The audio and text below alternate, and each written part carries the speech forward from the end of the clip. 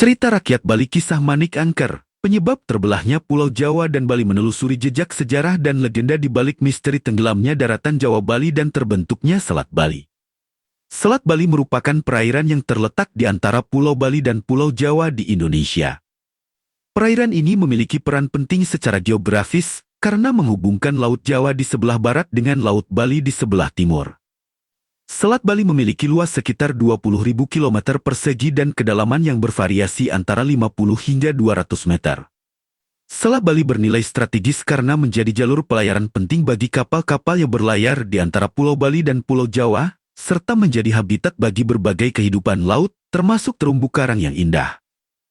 Selat Bali juga menjadi tempat wisata yang populer karena keindahan alamnya, pemandangan matahari terbenam yang menakjubkan, dan aktivitas menyelam yang menarik. Namun, lebih dari itu, Selat Bali diyakini pula sebagai daratan yang tenggelam. Temuan arkeologi, seperti situs batu-batu yang disusun manusia, menunjukkan bahwa wilayah ini pernah dihuni manusia dan merupakan jalur perdagangan maritim pada masa lampau. Penelitian geologi mengindikasikan bahwa Selat Bali terbentuk melalui proses tektonik dan sedimentasi, di mana bagian daratan terpisah dan hilang di bawah permukaan air seiring waktu. Perubahan permukaan laut selama ribuan tahun juga menunjukkan adanya daratan yang tenggelam di Selat Bali, yang diperkuat oleh bukti geologis dan karakteristik geografis seperti saluran air dan perairan dangkal. Bukti-bukti ini menunjukkan bahwa Selat Bali dulunya adalah sebuah daratan, dan penemuan ini memiliki peran penting bagi pemahaman geologi, arkeologi, evolusi manusia, serta perlindungan lingkungan laut di wilayah tersebut. Dari sisi legenda, asal-usul Selat Bali telah diceritakan secara turun-temurun di kalangan masyarakat setempat. Meski terdapat beberapa versi, inti dari legenda ini adalah tentang bagaimana selat tersebut terbentuk dan mengapa Pulau Bali dan Pulau Jawa terpisah. Empu Sidimandra dianugerahi seorang anak dahulu kala. Di kerajaan Daha, hiduplah seorang Brahmana pendeta sakti bernama Empu Sidimandra. Dia terkenal tekun dalam bersemedi. Suatu hari, ketika sedang bersemedi, ia mendengar suara dari sebuah cahaya besar yang berkata akan memberinya seorang anak. Dari sebuah manik-manik yang tiba-tiba muncul, terpancar pula cahaya yang kemudian berubah menjadi seorang bayi laki-laki. Bayi itu kemudian diberi nama Manik Angkeran. Empu Sidimandra sangat bahagia. Manik Angkeran selalu dipenuhi perhatian dan dimanja olehnya. Apa yang ia inginkan selalu dipenuhi sang ayah. Seiring waktu, Manik Angkeran tumbuh menjadi seorang pemuda yang gagah. Namun, sifatnya sangat berbeda dengan ayahnya. Manik Angkeran sangat gemar berjudi sabung ayam. Setiap hari, ia hanya menghabiskan waktunya untuk berjudi. Dia tidak pernah betah tinggal di rumah. Dimanapun ada judi sabung ayam, disitulah Manik Angkeran berada. Manik Angkeran dan hobi berjudinya sayangnya, Manik Angkeran jarang beruntung. Setiap kali berjudi sabung ayam, ia selalu kalah dan meninggalkan utang. Hartanya pun lambat laun habis tak bersisa. Lilitan utang Manik Angkeran pun semakin mencekik. Situasi ini mendorong Manik Angkeran melakukan hal tercela. Secara diam-diam, dia sering mengambil harta yang disimpan ayahnya. Dia yakin bahwa dengan harta tersebut semua utangnya dapat dilunasi dan sisanya dapat digunakan kembali untuk berjudi. Manik Angkeran tak pernah jera. Dia terus berjudi, namun berulang kali kalah. Akibat terus-menerus kalah, utangnya pun menumpuk. Tentu saja, ia membayar semua utangnya dengan harta curian dari ayahnya. Kebiasaan ini terus berlangsung hingga harta ayahnya habis. Hidup Manik Angkeran pun jauh dari kata tenang, karena ia selalu dikejar penagih utang. Suatu hari, Empu Sidimandra bermaksud mengambil sejumlah harta yang ia simpan di peti rahasianya. Namun, Empu Sidimandra amat terkejut dan tercengang. Ia mendapati peti hartanya kosong melompong. Melihat ayahnya terperangah, Manik Angkeran langsung mengakui perbuatannya seraya meminta maaf. Manik Angkeran meminta maaf atas perbuatannya yang telah menggunakan seluruh harta sang ayah untuk berjudi.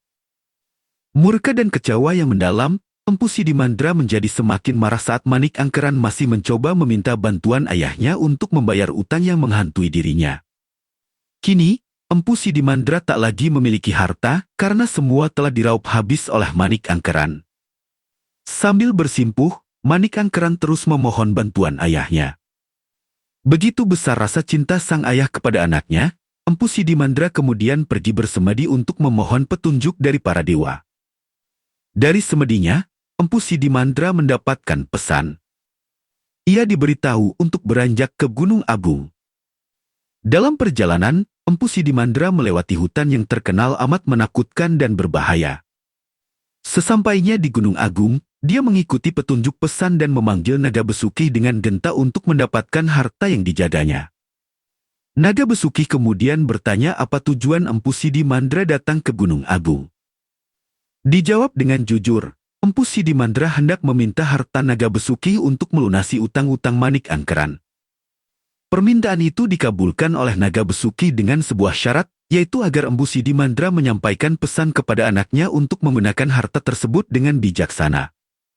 Empu Sidimandra segera berterima kasih dan pulang membawa harta pemberian naga Besuki. Sesampainya di rumah, Empu Sidimandra memberikan harta tersebut kepada anaknya untuk melunasi semua utangnya dan berhenti berjudi. Dia juga berpesan agar Manik Angkeran menyimpan sisa hartanya dengan baik. Manik Angkeran berjanji untuk menuruti nasihat ayahnya. Namun, janji Manik Angkeran hanya tinggal janji. Kebiasaan berjudinya tidak bisa dihilangkan. Dia malah menghabiskan semua harta itu untuk berjudi. Sialnya, keberuntungan masih belum berpihak padanya. Manik Angkeran terus-menerus mengalami kekalahan, dan kisah lama pun terulang kembali. Dia pulang menemui ayahnya, dan sudah bisa ditebak apa tujuannya meminta uang. Kekecewaan Empu Sidimandra pada Manik Angkeran. Empu Sidimandra dilanda kesedihan, kekecewaan, dan kemurkaan yang mendalam. Manik Angkeran tidak pernah menyangka ayahnya akan sebegitu marahnya kali ini. Dia juga dilanda kebingungan karena ayahnya menolak membantunya. Di bawah rindangnya pohon, Manik Angkeran duduk termenung. Tiba-tiba, seseorang datang menghampirinya dan memberinya saran untuk mengikuti jejak sang ayah yang tempo hari pergi ke Gunung Agung. Barangkali, dengan cara itu masalahnya bisa teratasi. Mendengar saran orang itu, Manik Angkeran bergegas pulang. Di sisi lain, Empu Sidimandra merasa iba melihat keadaan anaknya.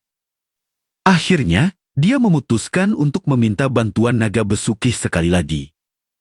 Tanpa menunda waktu, Empu Sidimandra berangkat menuju Gunung Agung pada hari itu juga. Di tengah perjalanan pulang, Manik Angkeran melihat sosok yang tak asing. Sosok itu adalah Empu Sidimandra, ayahnya. Karena masih diliputi rasa malu atas perbuatannya, Manik Angkeran memilih bersembunyi. Dari persembunyiannya, Manik Angkeran mengintip kemana sang ayah pergi dan memutuskan untuk mengikutinya. Sambil terus mengintai, Manik Angkeran bertanya-tanya kemana tujuan ayahnya. Ternyata benar apa yang dikatakan orang asing tadi. Empu Sidimandra kembali ke Gunung Agung, sementara Manik Angkeran terus mengawasinya dari kejauhan. Tampak sang ayah berhenti di depan gua sambil membunyikan genta. Tiba-tiba, dia melihat sesosok naga besar keluar dari gua itu dan berbicara dengan ayahnya. Dilihatnya naga itu memberikan harta yang banyak. Setelah Manik Angkeran mengetahui bahwa harta yang dibawa ayahnya berasal dari naga itu, dia bertekad untuk melakukan hal yang sama. Dia berpikir bahwa daripada meminta kepada ayahnya, lebih baik dia memintanya langsung kepada naga itu. Usai mendapat harta, Empu Sidimandra kembali pulang. Keberadaannya tetap diikuti oleh Manik Angkeran. Manik Angkeran sudah mempunyai niat buruk. Ia berencana untuk mencuri genta dari sang ayah agar rencananya berhasil. Sesampainya di rumah, Empu Sidimandra beristirahat dan menunggu kepulangan anaknya. Setelah bertemu sang anak, ia bermaksud memberikan harta yang telah diperolehnya. Dari kejauhan, Manik Angkeran melihat ayahnya tertidur lelap. Tanpa ragu, ia segera melaksanakan niat jahatnya, yaitu mengambil genta milik ayahnya. Manik Angkeran berhasil. Segera setelah itu, ia berangkat menuju Gunung Agung untuk menjalankan rencananya. Sesampainya di kawah Gunung Agung, Manik Angkeran mengikuti ayahnya dengan membunyikan genta. Mendengar suara itu, naga Besuki keluar dari gua. Meski sudah pernah melihat naga itu, tubuh Manik Angkeran tetap bergetar ketakutan. Di hadapannya, naga besukih menjulang tinggi bagaikan raksasa, siap menelannya dalam sekejap. Naga besukih heran dan bertanya bagaimana bisa dia memiliki genta itu. Memilih untuk berbohong, Manik Angkeran mengatakan bahwa dia disuruh oleh ayahnya untuk meminta harta dari Besukih. Bersamaan dengan itu, Empu Sidimandra terbangun dari tidurnya. Ia terkejut karena melihat kotak penyimpanan pusakanya terbuka dan gentanya telah hilang.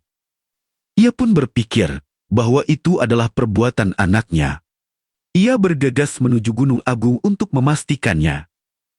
Di Gunung Agung, naga Besukih sudah mengetahui bahwa Manik Angkeran berbohong. Dengan perasaan marah, naga Besukih memberikan hartanya kepadanya. Dengan suara besar, naga Besukih memerintahkan Manik Angkeran untuk tidak pernah kembali ke Gunung Agung lagi. Ketika naga Besukih memberikan hartanya, perhatian Manik Angkeran justru tertuju kepada permata besar yang berada di ekor sang naga. Seketika itu juga, sifat tamak Manik Angkeran muncul. Nafsu keserakahannya mendorongnya untuk menebas ekor naga Besukih. Naga Besukih meraung kesakitan dan berusaha mengejar Manik Angkeran. Akan tetapi, sang naga kesulitan mengejar karena kehilangan ekornya. Naga Besukih kemudian menyemburkan api dari bekas jejak kaki Manik Angkeran. Api itu menjalar dengan cepat, melahap setiap jejak kaki yang dilalui. Hingga akhirnya, api itu menjangkau Manik Angkeran dan membakar tubuhnya hingga hangus.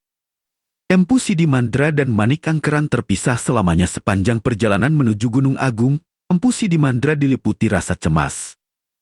Firasatnya benar, di tengah jalan, dia menemukan anaknya telah hangus terbakar. Di sampingnya terdapat genta dan potongan ekor naga. Tanpa ragu, Empu Sidimandra berlari membawa sang anak dan potongan ekor itu ke tempat naga Besukih berada. Dengan penuh harap, dia memohon agar naga Besukih menghidupkan Manik Angkeran kembali. Dengan mudah, naga Besukih mengabulkan permintaan Empu Sidimandra. Namun, dengan syarat. Naga Besukih meminta Empu Sidimandra untuk menyambungkan kembali ekornya. Sebagai imbalan, naga Besukih menyerahkan Manik Angkeran untuk mengabdi di sana selamanya. Dengan kesaktiannya, ekor naga Besukih tersambung kembali dalam sekejap. Sang naga juga memenuhi janjinya. Asap tebal keluar dari mulutnya, lalu muncul sosok Manik Angkeran yang telah sembuh seperti sedia kala. Manik Angkeran segera bersujud, meminta maaf kepada ayahnya dan berjanji tidak akan mengulangi perbuatan buruknya lagi. Empu Sidimandra telah memaafkan anaknya, namun dia tak mau perbuatan menyakitkan sang anak terulang kembali. Oleh karena itu, dia memberitahu bahwa mereka tidak bisa hidup bersama lagi. Empu Sidimandra menyuruh anaknya untuk hidup mandiri. Kemudian, dia kembali menuju Daha. Di tengah perjalanan, dia memikirkan cara agar putranya tidak mengulangi kesalahan yang sama. Dengan tongkatnya, Empu Sidimandra menorehkan garis di tanah. Seketika itu juga, garis itu membelah dan membagi daratan menjadi dua bagian. Di bekas garis tersebut, tercipta perairan yang memisahkan kedua daratan itu. Kedua daratan tersebut adalah Pulau Jawa dan Pulau Bali. Perairan di antara kedua pulau itu kini dikenal dengan nama Selat Bali. Moral cerita kejujuran merupakan pondasi utama dalam setiap hubungan, termasuk hubungan antara orang tua dan anak. Sekali kita mengkhianati kepercayaan seseorang, hubungan yang baik pun menjadi taruhannya. Manik Angkeran, yang sejak awal sudah berniat mencuri harta sang ayah, telah menciptakan jurang yang lebar dalam hubungan mereka berdua. Kebohongan yang terus diulang semakin memperparah keadaan, hingga akhirnya sang ayah terpaksa mengambil keputusan untuk berpisah. Keserakahan bagaikan api yang membakar diri sendiri. Tergoda oleh kilauan permata naga Besukih, Manik Angkeran nekat menebas ekor sang naga. Alih-alih mendapat rezeki, ia justru terjerumus dalam api amarah naga dan meregang nyawa dengan tragis. Kasih sayang orang tua memang tak terbatas. Memberikan kasih sayang adalah kewajiban, namun kasih sayang yang terbaik adalah kasih sayang yang disertai didikan. Empu Sidimandra, yang selalu memanjakan Manik Angkeran, akhirnya kesulitan menghadapi tingkah laku anaknya yang tak terkendali. Salah satu nilai penting yang harus ditanamkan orang tua adalah kemandirian. Keputusan Empu Sidi Mandra untuk memisahkan diri dari anaknya di akhir cerita menunjukkan hal ini. Orang tua perlu mengajarkan anak untuk hidup mandiri dan belajar dari kesalahan. Kemandirian menuntun kita untuk lebih berhati-hati dan tidak mengulangi kesalahan yang sama.